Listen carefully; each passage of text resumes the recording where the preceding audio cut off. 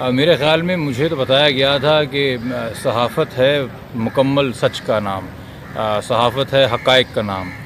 بہتان کا نام، الزام تراشی کا نام، جھوٹ کا نام یا من گھڑت کہانیوں کا نام نہیں ہے۔ ایک تاریخ ہے کراچی پریس کلب کی، آج کی نہیں دہائیوں پرانی تاریخ ہے، اور اس ادارے سے منسلک ایسے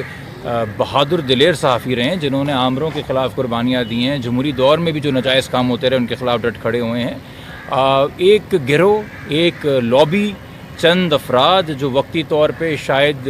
وہاں پہ ممبرز ہوں یا گورننگ باڈی میں ہوں یا جو بھی ان کا رول ہو، میں نہیں پتہ، ان کی باتوں میں آ کے ایک طرفہ پریس ریلیز ایشو کرنا، میرے خیال میں پریس کلب کا ایسا کوئی افسر نہیں ہے، عہدیدار نہیں ہے جس کے پاس میرا نمبر نہ ہو، اور میڈیا کے ذریعے مجھ پہ بہتان اور ایلیگیشنز لگا دینا اور پابندی کر دینا۔ میں پریس کلب آتا ہوں میڈیا سے انٹریکشن کے لیے، میڈیا کی آسانی کے لیے،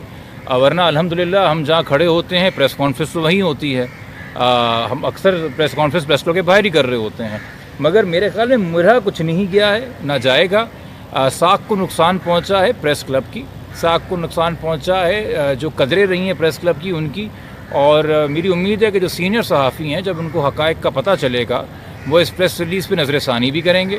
اس کو وڈرا بھی کریں گے، اور کوئی اپنے اندر کوئی ڈیکورم، کوئی ڈسپلن، کوئی رولز وضع کریں گے کہ کس چیز پہ آپ پابندی لگا رہے ہیں اور کس چیز پہ آپ پابندی نہیں لگا رہے، چونکہ ایک ایک بات، ایک ایک حرف، ایک ایک لائن جو اس پریس ریلیز کی ہے وہ بہتان اور جھوٹ کے علاوہ کچھ نہیں ہے،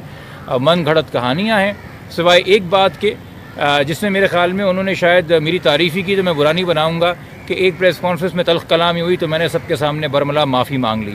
وہ بالکل حقائق پہ مبنی بات ہے، جب میں نے معافی مانگ لی تو میری انہوں نے پریس کانفرنس کور کی، وہ معاملہ ادھر ہی ختم ہو گیا تھا۔ اس کے علاوہ جتنی بھی باتیں لکھی ہیں سب جھوٹ ہیں۔ اب کس نے یا کنہوں نے گمراہ کیا ہے پریس کلب کو اور پورے ادارے کو اس لڑائی کے اندر یا اس بحث میں لے آئے بیچ میں، اس کو اسکینڈلائز کر رہے ہیں، یہ اب ادارہ ان سے پوچھے تو بہتر ہے۔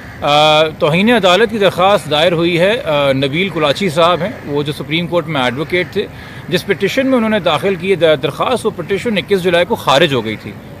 خارج سے مراد ڈسپوز آف ہو گئی تھی، سوری، تو مکمل ہو گئی تھی اس کو اختتام، اور بچی کو کراچی بلا لیا گیا تھا۔ اب جو کہ اس پٹیشن کے اس آرڈر کے حوالے سے ان جج صاحب کے حوالے سے کامنٹس پاس کیے گئے تھے، تو کوئی بھی کنٹمپٹ کی درخواست فائل ہوگی تو اسی پٹیشن میں ہوگی، مگر اس میں وکیل صاحب کوئی اور ہیں۔ مدعی مقدمہ کسی کو بھی وکیل کر کے اگر کوئی بھی درخواست فائل کریں گے تو آپ کیا اس کو میری ذات سے منسلک کریں گے؟ یہ تو ایک بڑی عجیب سی بات ہے۔ اگر یہ صحافت کی قدریں ہیں تو مجھے بتائیے، کل آپ پہلے پڑھیں گے، کل میں پہلے پڑھ لوں اس کے اوپر۔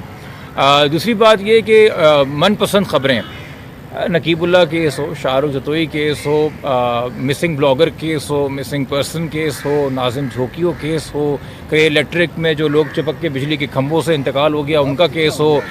فیک انکاؤنٹر مقصود کا کیس ہو، میں لاتعداد کیس ہیں میں اس شہر میں گنوا سکتا ہوں جن سے میں منسلک رہا ہوں، جن میں وکیل رہا ہوں یا پٹیشنر رہا ہوں۔ ایک صحافی بتا دیجئے جس کو واقعی میں صحافی تصور کیا جاتا ہے کہ میں نے کبھی فون کر کے کسی کو دھمکایا ہو، ڈرایا ہو، کہا ہو کہ یہ خبر نہیں وہ خبر۔ مجھے اس بات کی بڑی تکلیف ہوئی ہے،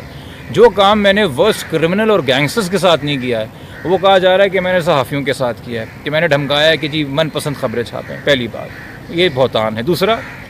یہ جس پیشی کی بات کر رہے ہیں کہ کمرہ عدالت خالی کرایا گیا، وہ 27 تاریخ ہے۔ 27 تاریخ کو اس کیس کی مغویہ جو ہے وہ عدالت کے کمرے میں آئی تھی 26 تاریخ کے آرڈر کے تحت۔ 26 تاریخ کو جو آرڈر وضع کیا گیا تھا اس میں کورٹ کے سٹاف کو اور آئی او صاحب کو جو ہے وہ ڈائریکشنز دی گئی تھیں 3 کہ سخت سیکیورٹی میں بچی لائی جائے گی۔ جس حوالے سے آئی او صاحب نے بندوق بھی لہرائی تھی میڈیا کے سامنے، جس کی میں نے مذمت بھی کی کہ وہ رویہ نہیں تھا، آپ سیکیورٹی کے افراد زیادہ لے کے آتے، بندوق لہرانا صحافیوں کے اوپر کوئی پراپر رویہ نہیں ہے۔ دوسرا کہ کوئی فریق موجود نہیں ہوگا، یعنی کہ مدعی یا ملزم کی طرف سے کوئی بچی سے ملاقات نہیں کرے گا۔ تیسرا، کمرہ عدالت میں صرف وکیل موجود رہیں گے۔ اگر عدالت اپنے ہی ایک دن پہلے کے آرڈر پہ عمل درآمد کرا رہی ہے، چلیں وہ بھی آپ میرے کھاتے میں ڈال دیجئے، وہ بھی آپ نے میرے حصے میں ڈال دیا۔ باقی 2 سوالوں کا جواب کہ کس نے کنٹمپٹ کی پٹیشن فائل کی اور کس نے کس کو فون کیا میں آپ کو دے چکا ہوں۔ تو اگر اس میں ذرا بھی رتی برابر سچ ہوتا تو شاید کوئی سیونگ گریس ہوتی، کوئی سیونگ فیس ہوتا، مگر میرے خیال میں کچھ 4-5 صحافیوں نے، کسی ایک لابی نے، کسی ایک سوچ کے حامیوں نے پورے ادارے کی ساکھ کو، حرمت کو، جو اس کی تاریخ رہی ہے اس کو نقصان پہنچایا ہے اور اسکینڈلائز کر دیا ہے۔ Very unfortunate. میں انٹرنل جو بھی معاملات ہیں کراچی پریس کلب کے میرے لیے مناسب نہیں کہ میں بات کروں، بٹ ہاں بطور پاکستان کا شہری ایک ادارے سے توقع تو ہو سکتی ہیں، تو میری تو بڑی ہائی ایکسپیکٹیشنز تھیں۔